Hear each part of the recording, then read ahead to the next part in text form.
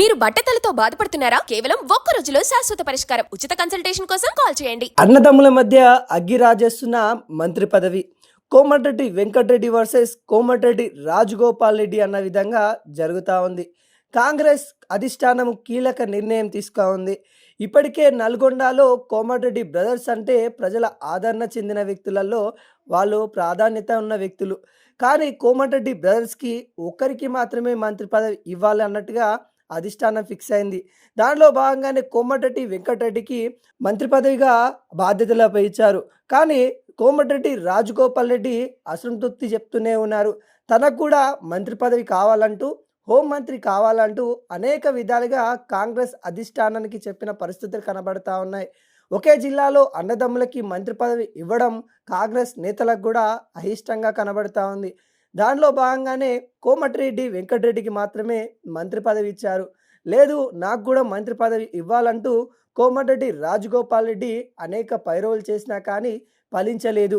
తెలంగాణ ఉద్యమం సమయంలో కావచ్చు, తెలంగాణ తేవడంలో కోమటిరెడ్డి బ్రదర్స్ పాత్ర ఉందంటూ, దాంట్లో మాకు మంత్రి పదవి ఖచ్చితంగా ఇవ్వాలి అంటూ రాజగోపాల్ చేసిన వ్యాఖ్యలు కూడా సంచలనంగా మారినాయి. గత కొద్ది రోజుల నుండి రాజగోపాల్ రెడ్డి కాంగ్రెస్ పార్టీ పైన, అదేవిధంగా సీఎం రేవంత్ రెడ్డి పైన కూడా కొన్ని వ్యాఖ్యలు చేస్తూ వ్యతిరేకంగా మాట్లాడుతున్న పరిస్థితి కనబడుతున్నాయి. దానిలో భాగంగానే అధిష్టానం కీలక నిర్ణయం తీసుకున్నట్టుగా కనబడతా ఉంది.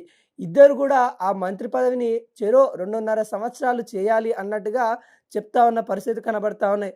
దానికి గాను కోమటిరెడ్డి వెంకటరెడ్డి ఒప్పుకుంటాడా లేదా అనేది కూడా ప్రశ్నార్థకంగా మారింది. ఇప్పటికే రాజగోపాల్ రెడ్డి కొంత అసంతృప్తిగా ఉన్న పరిస్థితి కనబడతా ఉంది. ఒకవైపు కోమటిరెడ్డి వెంకటరెడ్డి 2.5 సంవత్సరాల తర్వాత ఆ పదవికి వాళ్ళ తమ్మునికి అప్పగిస్తాడా లేదా అనేది కూడా ఉత్కంఠ పరిస్థితి కనబడతా ఉంది. కానీ కాంగ్రెస్ అధిష్టానం మాత్రం అన్నదమ్ములు పంచుకోవాలి అంటున్న ఈ వ్యాఖ్యలపై ఇద్దరి మధ్యలో మరింత ఘర్షణ వచ్చే పరిస్థితులు కనబడతా ఉన్నాయి. అన్నదమ్ములు ఇద్దరు ఒకే జిల్లా వాళ్ళు అవడం, ఒకే సామాజిక వర్గం కావడం వల్ల సామాజిక సమీకరణల్లో కాంగ్రెస్ పార్టీ దిట్ట కాబట్టి వాళ్ళకి పదవులు అయితే ఇవ్వని పరిస్థితి కనబడతా ఉంది. దానిలో భాగంగానే మరి ఒక అన్నకిచ్చి తమ్ముడికి ఎమ్మెల్యేనే కొనసాగుతున్న పరిస్థితి కనబడతా ఉంది. అన్నదమ్ముల మధ్య కొంత వివాదం అయితే వస్తూ ఉంది.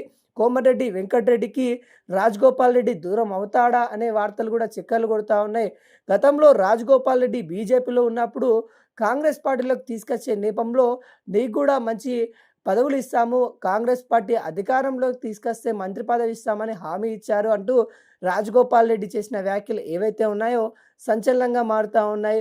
ఆ పార్టీ నుండి వచ్చాను, నాకు ప్రాధాన్యత లేదు అనే అసంతృప్తి రాజగోపాల్ రెడ్డి చూపిస్తూ ఉన్నారు. మరి చూడాలి ఈ వివాదం ఏడు దాకా వెళ్తుంది.